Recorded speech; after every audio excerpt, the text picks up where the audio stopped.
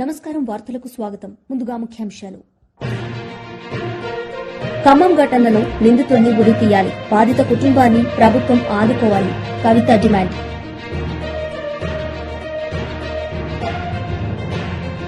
మాజీ మంత్రి విడుదల రజని మీడియా సమావేశం. పలు అంశాలపై వివరణ.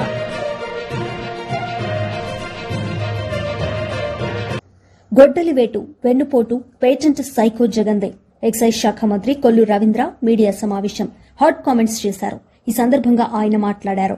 గుర్తు చేస్తా ఉన్నా, ఇవాళ కోర్టులు కూడా చెప్తా ఉన్నాయి, దగ్గర 3,500 కోట్ల రూపాయల అతిపెద్ద స్కామ్ ఇవాళ సిట్ విచారణలో మొత్తం బయటకు వస్తా ఉంది. ఈడీ ఒక పక్క నుంచి, ఈడీ విచారణలో కూడా వేల కోట్ల రూపాయల దోపిడీని ఇవాళ అవన్నీ కూడా బయటకు తీస్తా ఉన్నారు.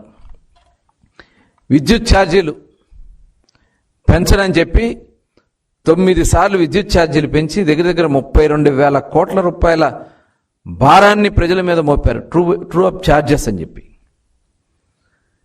అదేవిధంగా పీపీఎల్ పేరుతో పాత పీపీఎల్ అని కూడా రద్దు చేసి మీ దోపిడీకి దగ్గర 1,30,000 కోట్ల రూపాయలు విద్యుత్ సంస్థలు నష్టపోయినాయి. మీ విధానాల వల్ల అవన్నీ కూడా ప్రజల మీద భారం పడతా ఉంది. మెగా డిఎస్సీ అన్నారు, ఒక్క డిఎస్సీ కండక్ట్ చేయలే. మరి ఎన్నికల్లో మీరు చెప్పిందే కదా, ప్రతి సంవత్సరం జనవరి 1వ తారీఖు జాబ్ క్యాలెండర్ తీసి నిరుద్యోగ యువతకు ఉద్యోగాలు కల్పిస్తున్నారు. ఒక్క జాబ్ క్యాలెండర్ లేదు 5 సంవత్సరాలు. యువతను మోసం చేశారు. ఇది వెన్నుపోటు కాదా జగన్మోహన్ రెడ్డి గారు? యువతని నిట్ట నిలువున వెన్నుపోటు పొడిచినటువంటి వ్యక్తి జగన్మోహన్ రెడ్డి. దానివల్ల దగ్గర 4,100 మంది ఆత్మహత్యలు చేసుకున్నారు యువత. అనేక మందిని డ్రగ్స్కి, గంజాయికి విచ్చలవిడిగా మీరు ఈ రాష్ట్రం అంతా కూడా పెద్ద ఎత్తున గంజాయిని, డ్రగ్స్ని విచ్చలవిడిగా అందుబాటులో తీసుకొచ్చి ప్రజల ఆరోగ్యాల్ని దోచుకున్నటువంటి సందర్భం. అమ్మఒడి ఏం చెప్పారు ఎన్నికల ముందు? అందరికీ అమ్మఒడి ఇస్తానని చెప్పారు. కానీ ఇంటికి ఒక్కళ్ళకే అని చెప్పి అది కూడా 13,000 రూపాయలు ఇచ్చి అవి కూడా కొన్ని కోతలు పెట్టి అమ్మఒడి మరి అందకుండా చేసినటువంటి విధానం. అలాగే ఏదైతే ఈ అమ్మఒడి డబ్బులు వేసి అవన్నీ కూడా నానబుడ్డికి తరలించి దగ్గర 3 లక్షల కోట్ల రూపాయలు మరి వాళ్ళ దగ్గర నుంచి దోచుకున్న విధానాన్ని ఈ సందర్భంగా గుర్తు చేస్తా ఉన్నాం. జియో నెంబర్ 117 తీసుకొచ్చి బీసీ, ఎస్సీ, ఎస్టీ ప్రాంతాల్లో ఉన్నటువంటి స్కూల్స్ని అక్కడి నుంచి తరలించేశారు. దానివల్ల 12 లక్షల మంది విద్యార్థులు, బీసీ, ఎస్సీ, ఎస్టీ, మైనార్టీ విద్యార్థులు విద్యకు దూరం అయ్యారు. ఇవాళ కూటమి ప్రభుత్వం వచ్చిన వెంటనే ఆ జీవోను కూడా రద్దు చేశాం. వందలాది పథకాలను రద్దు చేశారు. బీసీ, ఎస్సీ, ఎస్టీ, మైనార్టీలకు సంబంధించినటువంటి వందలాది పథకాలను మీరు రద్దు చేసి బీసీలకు వెన్నుపోటు పొడిచారు. అలాగే బీసీలకు ఉన్నటువంటి స్థానిక సంస్థల రిజర్వేషన్ని 34% నుంచి 24%కి దిగజార్చి బీసీలకు వెన్నుపోటు పొడిచింది వాస్తవం కాదా జగన్మోహన్ రెడ్డి గారు? అన్నా క్యాంటీన్లు మీరు ఎన్నికల్లో చెప్పారు, రాజన్న క్యాంటీన్లు తెరిపిస్తామని చెప్పి. ఉన్న అన్నా క్యాంటీన్లే మీరు రాజన్న క్యాంటీన్లు పెట్టడం కాదు కదా, ఉన్న అన్నా క్యాంటీన్లే ఈ రాష్ట్రం నుంచి పేదలకి అన్నం కూడా దొరకకుండా చేసినటువంటి గనుడివి నువ్వు జగన్మోహన్ రెడ్డి గారు. ఇది పేదలకు వెన్నుపోటు పొడచడం కాదా? అంగన్వాడీ ఆశా వర్కర్లకి తెలంగాణ కన్నా 1,000 రూపాయలు అదనంగా ఇస్తానని చెప్పి మాజీ మంత్రి విడుదల రజని మీడియా సమావేశం నిర్వహించారు. ఈ సందర్భంగా ఆమె మాట్లాడారు. ముఖ్యమంత్రిగా చేసిన అనుభవం చంద్రబాబు నాయుడు గారికి ఉంది కదా, అప్పుడు తెలీదా ఈ లేనిపోని హామీలన్నీ ఇచ్చేసి ప్రజల్ని మోసం చేసిన వాళ్ళం అవుతామేమో, ఇవన్నీ ఇవ్వడం సాధ్యపడదని మరి మేనిఫెస్టో రాసినప్పుడు తెలీదా, సూపర్ 6 రాసినప్పుడు తెలీదా చంద్రబాబు నాయుడు గారికి? ఇప్పుడు 2 ఏళ్లకే వచ్చి ఏ విధంగా చేతులెత్తేసి ఏ విధంగా మరి ప్రజల్ని మోసం చేస్తూ మహిళల్ని మోసం చేస్తూ రాష్ట్రంలో ఉన్నటువంటి అందరినీ మోసం చేస్తూ చాలా సింపుల్ గా ఇలాంటి చావు కబుర్లు ఇలాంటి మీటింగ్లు పెట్టి చల్లగా చెప్తున్నారంటే రాష్ట్ర ప్రజలకు ఇప్పటికే అర్థమైపోయింది. ఇక గతంలో కూడా చూసాం చంద్రబాబు నాయుడు గారి పాలనలో అసలు ఆయన పాలనన్నా గతంలో ఆయన పరిపాలనన్నా ఆయన మాటలన్నా ఇవన్నీ కూడా ఉట్టిట్టు గాలి మాటలు లాంటివని తెలుసు. ఇక ఒక మాట ఇచ్చాడంటే ఆ మాట మీద నిలబడేది లేదు, సచ్చేది లేదు. క్రెడిబిలిటీ లేని మాటలు క్రెడిబిలిటీ చంద్రబాబు నాయుడు గారికి లేదని ప్రజలకు స్పష్టంగా తెలుసు. ఏదో అబద్ధపు మాటలు చెప్పి ఏదో జగనన్న కన్నా ఇంకా మించిస్తామని చెప్పి ఆశ చూపించి జనం ఏమనుకున్నారు, జగన్మోహన్ రెడ్డి గారు ఇస్తున్నవన్నీ కూడా టయానికి అకౌంట్ లోకి వస్తున్నాయి, ఈయన అంతకన్నా మించిస్తానంటే అదేంది ఎట్లా చెప్తున్నాడు అని చెప్పి వాళ్ళని ఆశపెట్టి మోసం చేసి ఓట్లు వేయించుకున్నారు. ఇప్పుడు తీరా ఈ 2 ఏళ్ల కాలంలో రకరకాల ప్లాట్ఫామ్స్ లో రకరకాలుగా ఏ విధంగా అబద్దాలు చెప్పుకుంటూ వచ్చారో అది కూడా చూద్దాం మనం. అయితే ఇప్పటికే మనం చూసాము.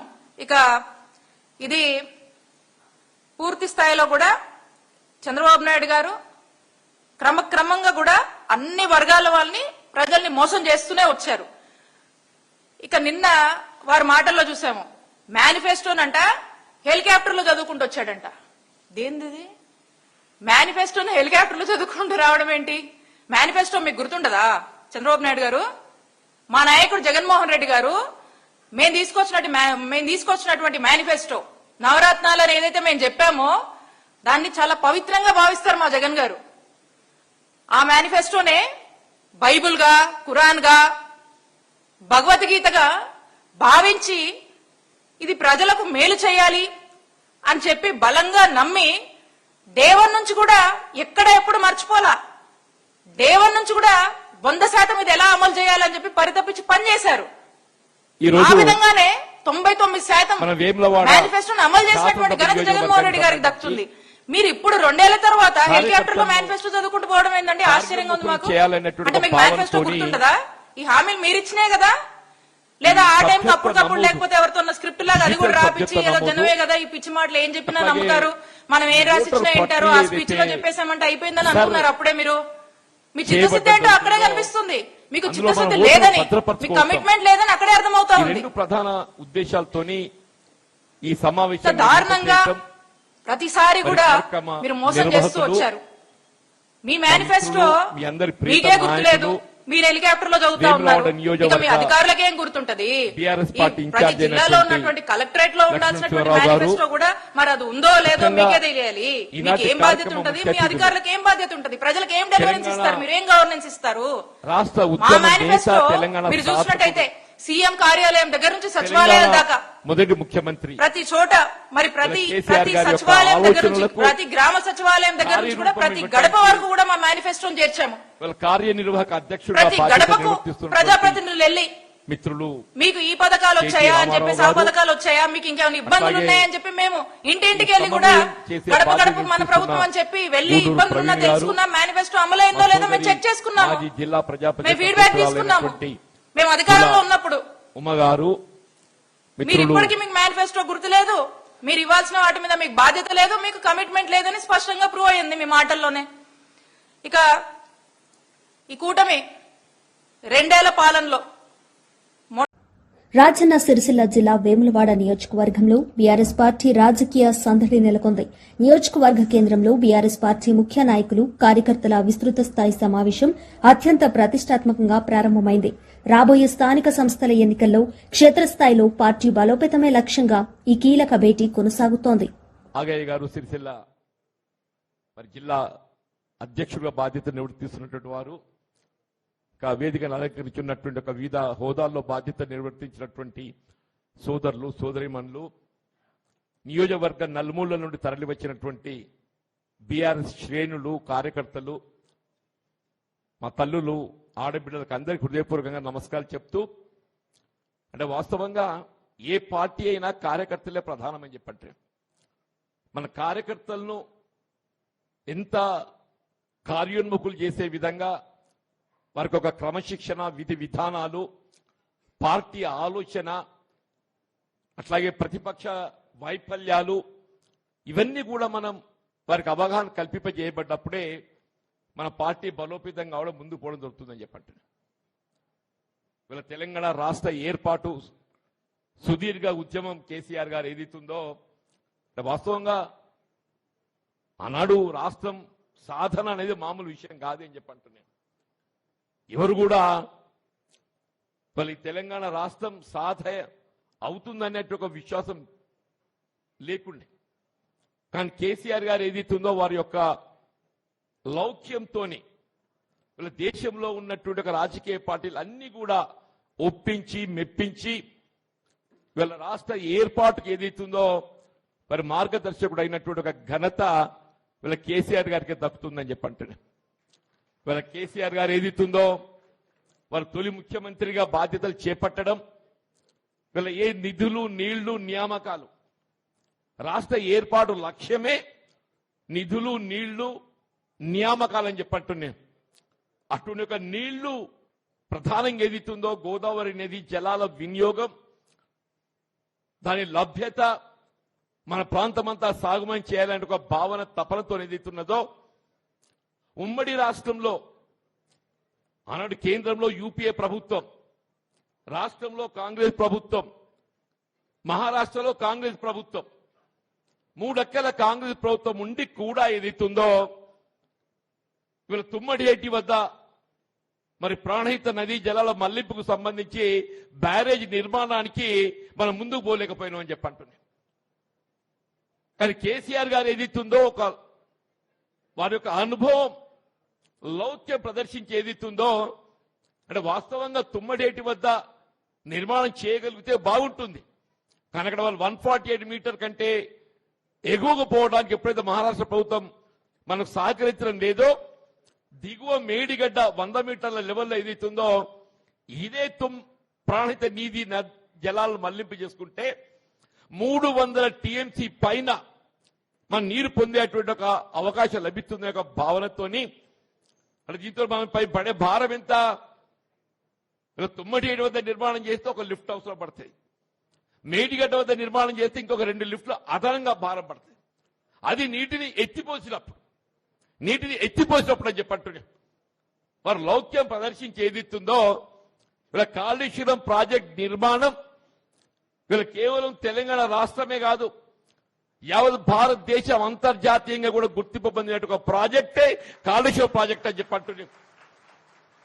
దాని ప్రభావం మన వేములవాడ ఏదైతుందో సుభిక్షం అవుతుందని చెప్పక తప్పదని చెప్పంటున్నాం. అలాంటి ఎవరు కూడా ఊహించలే వేములవాడ లాంటి ప్రాంతానికి ఏదైతుందో సాగునీరు పొందగలుగుతాం ఇక్కడ చెప్పని.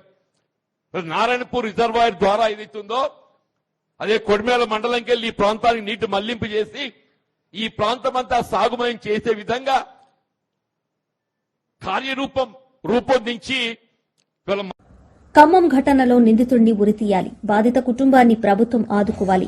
మైనర్లపై రోజూ దారుణాలు జరుగుతున్నప్పటికీ ప్రభుత్వం పట్టించుకోవడం లేదు. ముఖ్యమంత్రి వెంటనే స్పందించి ఇటువంటి దారుణాలను అరికట్టేందుకు కఠిన చర్యలు చేపట్టాలని కవిత అన్నారు. జై తెలంగాణ.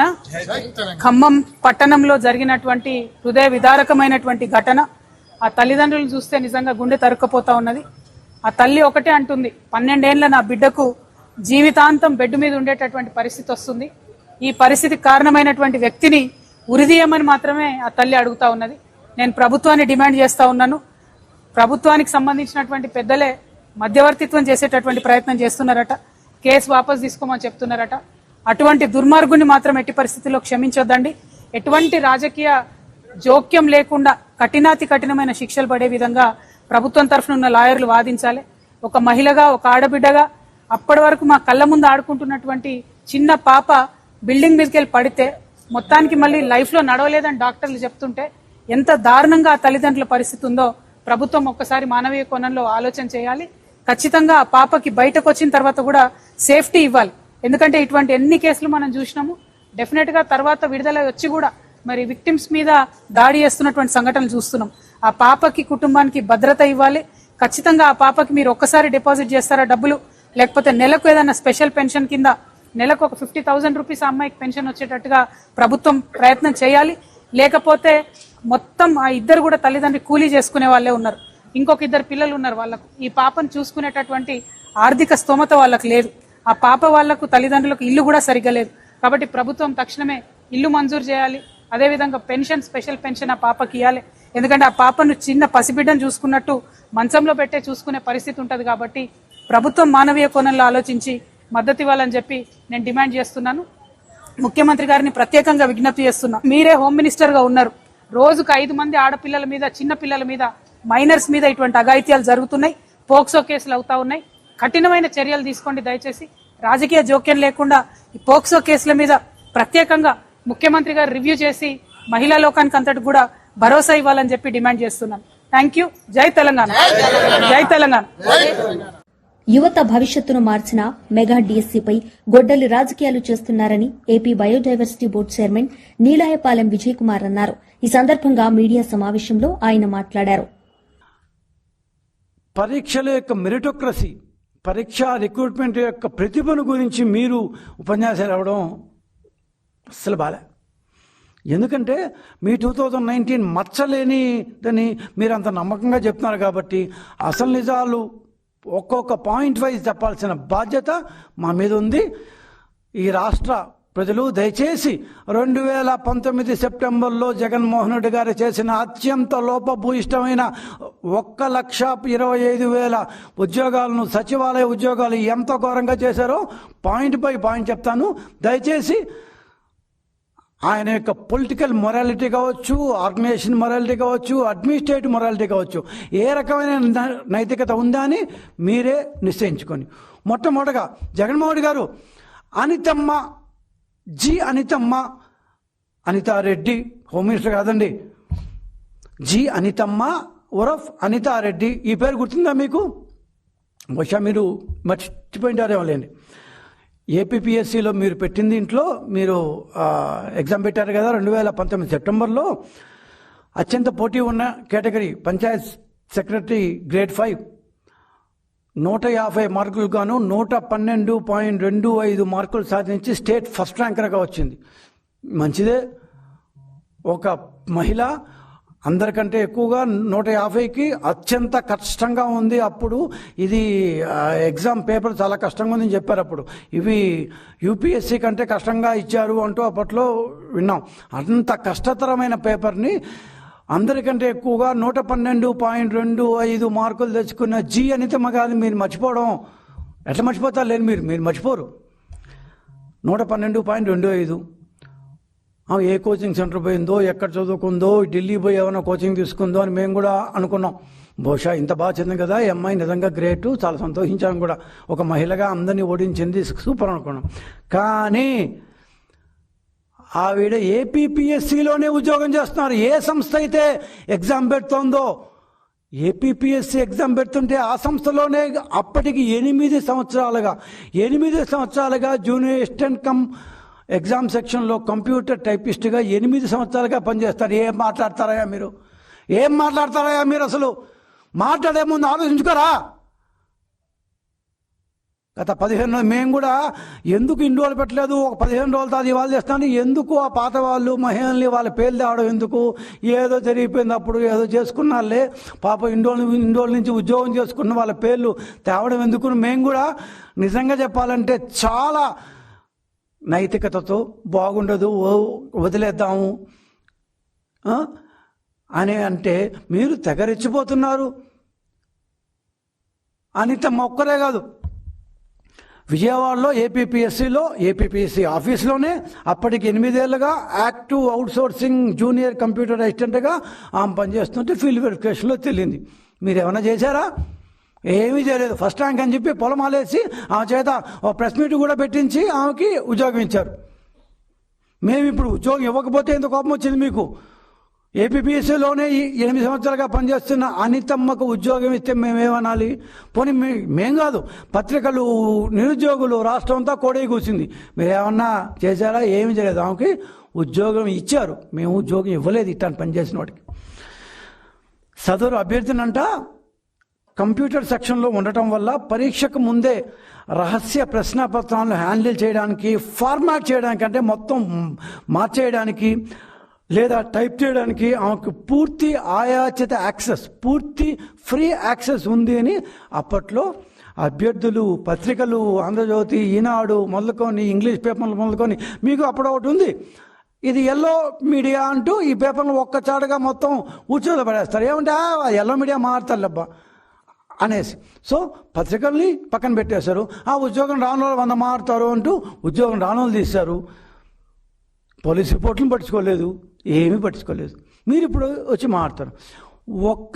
ఒక్క అభ్యర్థి అయితే ఏదోలే బై మిస్టేక్ మేము ఎట్లయితే ఈ నవీన్ విషయంలో చూడకుండా మిస్ప్లేస్ అయిందో ఒకరు ఉండొచ్చు, దానికి ఏముంది, ఇట్ హ్యాపెన్స్. గవర్నమెంట్ అంత తర్వాత పెద్ద ఓషన్ కదా. కానీ కాదు జగన్మోహన్ రెడ్డి గారు, మీకు ఇంకో వ్యక్తి పేరు గుర్తుండాలేమో, దొడ్డ వెంకటరెడ్డి. ఈయన అసలు సూపర్, మామూలు సూపర్ కాదు ఈయన. ఎవరన్నా నేను మ్యాథ్స్ చదువుకున్నా, BSc maths, economics. MLC Varudu Kalyani media సమావేశం నిర్వహించారు. ఈ సందర్భంగా ఆమె మాట్లాడారు. 18 ఏళ్లు నుండి 60 సంవత్సరాలు లోపలున్న మహిళకు నెలకి 1500 చొప్పున, అంటే ఏడాదికి 18,000 రూపాయల చొప్పున ఇస్తానని హామీ ఇచ్చి ఇంటింటికి వెళ్లి బాండ్స్ పంచి మేనిఫెస్టోలో కూడా చెప్పి ఈరోజు 2వ ఏడాది విజయోత్సవ సభని పెట్టుకొని అందులో ఏ విధంగా మాట్లాడారో, ఆ ఆడబిడ్డ నిధికి ఏ విధంగా తూట్లు పొడిచారో మనందరము చూసాం. ఈ విధంగా 2 కోట్ల మంది మహిళలకి, ఎన్నికల సమయంలో 1,80,00,000 మంది మహిళలు దీనికి అర్హులున్నారు. ఈ 2 ఏళ్లలో ఇంకో 20 లక్షల మంది, మొత్తం కలిపి 2 కోట్ల మంది మహిళలకి వెన్నుపోటు పొడిచారు. అంత దారుణంగా మోసం చేయడం నిజంగా చాలా దారుణం. అసలు చంద్రబాబు నాయుడు గారు ఈ ఆడబిడ్డ నిధి అనేది రాజమండ్రి సభలో ఎన్టీ రామారావు గారి విగ్రహానికి దండ వేసి తర్వాత హామీ ఇవ్వడం జరిగింది. ఆ రోజు చెప్పారు, ధరలు పెరిగిపోయాయి, ఆడబిడ్డలు వాళ్ళ ఇంటి గడపడం చాలా కష్టమైపోతూ ఉంది, వాళ్ళకి ఆర్థిక భరోసా కోసం ఈ 19 ఏళ్ల నుంచి 59 ఏళ్ల మధ్య ఉన్న మహిళలకి ఈ పథకాన్ని నేను ఇస్తాను అని చెప్పి ఆ రోజు చెప్పడం జరిగింది. జగనన్న ఆ రోజు చేయూత అనే పథకం ద్వారా 45 ఏళ్లు నిండిన మహిళలకు టెన్షన్ గా వాళ్ళ అకౌంట్ లో డబ్బులు వేస్తే ఈ ఇంత 18 సంవత్సరాలు దాటి 60 సంవత్సరాల లోపల ఉన్న మహిళలందరూ కూడా ఇస్తాము అని చెప్పి నమ్మించి ఓట్లు వేయించుకున్నారు చంద్రబాబు నాయుడు గారు. ఈ రోజు తీసుకుంటే ఆ పథకానికి తూట్లు పొడిచిన పరిస్థితి మనం చూసాం. ఎన్నికల టైంలో వీళ్ళు మేనిఫెస్టోలో కూడా చెప్పడం జరిగింది, ఆడబిడ్డ నిధి వేరు, P4 పథకం అనేది వేరు అని చెప్పేసి వీళ్ళు మాట్లాడినప్పుడు చెప్పారు. అలాగే మేనిఫెస్టోలో కూడా అది విడివిడిగా ఇస్తాము అని చెప్పి ఇప్పుడు 2 సి అంటే చీటింగ్, బి అంటే బోగస్, ఎన్ అంటే నాయుడు. చీటింగ్, బోగస్, నాయుడు అని ఈ రాష్ట్రంలో ఉన్న ప్రజలు అంటూ ఉండే పరిస్థితి మనం చూస్తూ ఉన్నాము. ఈరోజు చంద్రబాబు నాయుడు గారు మహిళల్ని ఈ ఆడబిడ్డ నిధి ఎగనామం పెట్టడం ద్వారా వెన్నుపోటు పొడిచి కత్తితో పొడి చేసిన పరిస్థితి మనం చూసాం. ఎంత దారుణం అంటే ఒకవైపు పవన్ కళ్యాణ్ గారు, ఇంకోవైపు బీజేపీ కత్తి అందించే పరిస్థితి నిన్న సభలో చూసాం. అంత దారుణంగా ఈ చంద్రబాబు నాయుడు గారు చేసిన మోసాన్ని వాళ్ళు సహకరిస్తూ ఉండే పరిస్థితి కూడా మనం చూస్తూ ఉన్నాము. అసలు ఆ రోజు మనం చూసాం, ఎమ్మెల్యేలు గా కంటెస్ట్ చేసిన ఈ కూటమి అభ్యర్థులు ఇంటింటికి వెళ్లి ఏ విధంగా ప్రచారం చేశారు. ముఖ్యంగా రామానాయుడు గారు లాంటి వాళ్ళైతే ఎంతమంది ఉంటే, చిన్నపిల్లలు ఉంటే నీకు 15,000, నీకు 15,000, నీకు 15,000 అని చెప్పడమే కాకుండా ఇలా 19 ఏళ్ల నుంచి 59 సంవత్సరాలు ఉన్న మహిళల్ని నీకు 18,000, నీకు 18,000, నీకు 18,000 అని చెప్పి, అలాగే నిరుద్యోగులు కనిపిస్తే నీకు 3,000, నీకు 3,000, నీకు 3,000 అంటే ఏడాదికి నీకు 36,000, నీకు 36,000, నీకు 36,000 అని చెప్పడం.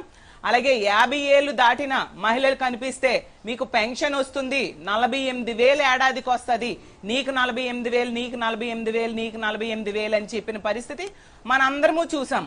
చూస్తే ఈ రోజు వీళ్ళకి ఒకటే నేను సవాల్ చేస్తున్నాను, నిజంగా మీకు దమ్ము ధైర్యం ఉంటే ఈ రోజు ప్రజల దగ్గరికి వెళ్ళండి. ఆ రోజు హామీలు ఇచ్చారు కదా, బాండ్స్ పంచారు కదా ఇంటింటికి వెళ్లి, వాళ్ళ దగ్గరికి మీ ఎమ్మెల్యేలు, ఇప్పుడు ఎమ్మెల్యేలుగా గెలిచారు, మంత్రులుగా కొందరున్నారు, మీరందరూ వెళ్లి అడగండి, మేము ఇవన్నీ ఇచ్చేసాం. నిన్న సభలో చెప్పారు కదా, సూపర్ 6 అనేది సూపర్ హిట్ అంటూ చెప్పారు కదా, అది మేము సూపర్ హిట్ చేసేసామని మీకు ధైర్యం ఉంటే చెప్పండి.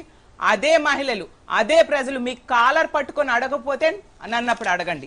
అంత దారుణంగా మహిళల్ని, ప్రజల్ని మోసం చేసి ఈ రోజు మీరు ఏ విధంగా సక్సెస్ సభ పెట్టుకుంటారు అని నేను అడుగుతూ ఉన్నాను.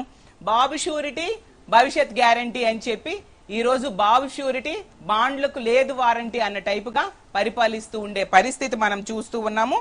ఆ రోజు ఏమన్నారు, జగనన్న చక్కగా ఇచ్చిన నవరత్నాలన్నీ కూడా అమలు చేస్తూ టంచునుగా వాళ్ళ అకౌంట్ లో డబ్బులు వేస్తూ ఉంటే చంద్రబాబు నాయుడు గారు అన్నారు, మూలను కూర్చున్న ముసలమ్మ కూడా బటన్ నొక్కేస్తుంది. బటన్ నొక్కడం అనేది అదేమైనా పెద్ద పనా? ఎవరైనా చేసేస్తారు, మూలను కూర్చున్న ముసలమ్మ కూడా చేసేస్తుంది అని చెప్పారు. మరి 2 ఏళ్ళు అవుతుంది ఇంత విజనరీ అయిన చంద్రబాబు నాయుడు గారు ఆ మూలను కూర్చున్న ముసలమ్మ చేసే పని ఎందుకు మీరు చేయలేకపోయారు? ఆ ముసలమ్మకున్న చేవ సత్తువ మీకు లేవా చంద్రబాబు నాయుడు గారు అని నేను అడుగుతూ ఉన్నాను. ఇంత దారుణంగా మహిళల్ని మోసం చేశారు, రైతుల్ని మోసం చేశారు, నిరుద్యోగుల్ని మోసం చేశారు, ఉద్యోగుల్ని. వార్తలు ముగించే ముందు ముఖ్యాంశాలు మరోసారి. ఖమ్మం ఘటనలో నిందితుడిని ఉరి తీయాలి, బాధిత కుటుంబాన్ని ప్రభుత్వం ఆదుకోవాలి, కవిత డిమాండ్.